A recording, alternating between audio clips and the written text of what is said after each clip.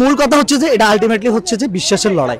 এখানে অনেক কিছু ওয়ার্ক করবে, গ্লোবাল ইকোনমিক্স ওয়ার্ক করবে, ফাইন।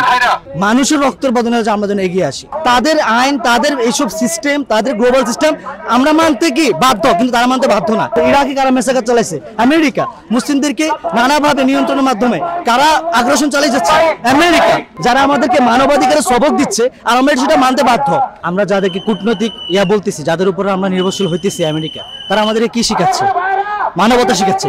কিন্তু আমরা দেখে আসতেছি তারা যুগের পর যুগ ধরে ইসরায়েলকে প্রক্সি মাধ্যমে টোটালি তারা প্রক্সি গণহত্যা চালাচ্ছে।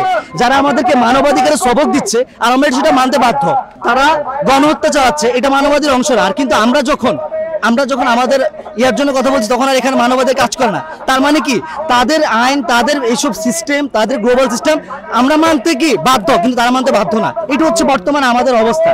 কিন্তু এটা তার মানা যায় না। ইসরায়েলকে কারা সহযোগিতা করছে? আমেরিকা। কারা মুসলিমদের গণহত্যা? আপনি ইসরায়েল না, আপনি বিগত বছর ইরাকে কারা মেসাকার চালাইছে? আমেরিকা।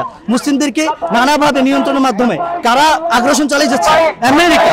আমরা আমাদের অস্তিত্ব রক্ষার্থে আজ যদি বিভিন্ন কিছু চিন্তা করে সিস্টেমের কথা যদি তাহলে তো হচ্ছে না। আমাদের অস্তিত্ব বড়, আমাদের অস্তিত্ব টিকে থাকবে, সিস্টেম টিকে থাকবে।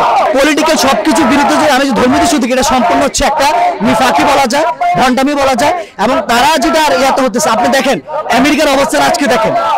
10 বছর আগে আমেরিকার প্রতি সবাই নির্ভরশীল ছিল, সাম্রাজ্যবাদী আগ্রাসন। আজকে কিন্তু সবাই না, চীনের উপর ডিপেন্ডেন্ট হইতেছে বিভিন্ন দেশে, এবং ভারত তো স্বনির্ভর হইতেছে, তাই না? সুতরাং সাম্রাজ্যবাদী এই যে এজেন্ডাগুলো, এগুলো এখন আসলে কাজ করে না। এগুলি কথা চিন্তা করে যদি মুসলিমদের স্বার্থে কথা না বলে শাসকেরা, তাহলে তারা জাতীয় না, নট ইন্টারন্যাশনাল মুসলিমরা আছে মেজরিটি ইন্টারন্যাশনাল মানুষদের জন্য তারা হবে গাদ্দার ছাড়া কিছু না। ইতিহাস তাদের গাদ্দার বলে পরিচয় দিবে, এবং আলটিমেটলি মুসলিমরা কখনো এর থেকে বের আসতে পারবে না। এখানে অবশ্যই পুঁজিবাদ কাজ করে, অনেক কিছু কাজ করে, কিন্তু আলটিমেটলি আপনি যেটা বললেন এটা কিন্তু একটা ধর্মীয় ইস্যু।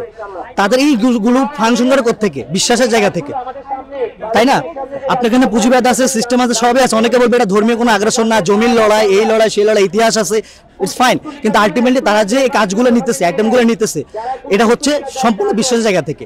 আর আপনি ধর্মীয় বিশ্বাসের জায়গা থেকে সম্পূর্ণ তাদের সাথে আমাদের সম্পর্ক হচ্ছে এটা ঐতিহাসিক ভাবো এবং ধর্মীয় ভাবো। এই জন্য আপনি দেখবেন যে যারা বাংলাদেশ সনাতনী আছে তারা ইন্ডিয়ার প্রক্সি হয়ে কিন্তু ইসরায়েলের পক্ষ নিচ্ছে, এবং আপনি বিভিন্ন সোশ্যাল মিডিয়াতে দেখবেন তারা কিন্তু একদম সাইলেন্ট, তাই না?